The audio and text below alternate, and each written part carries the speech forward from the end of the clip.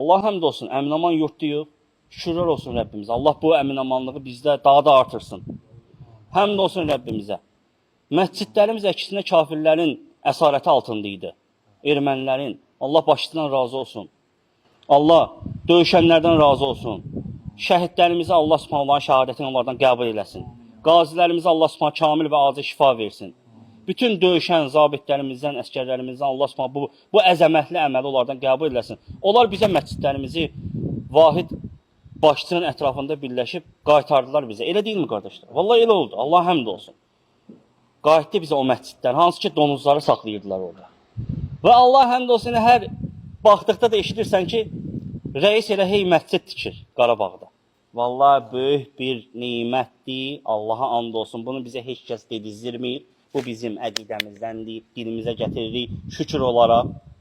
Çünki şükür etməsək Allah bunu bizdən alacaq. Ayədir.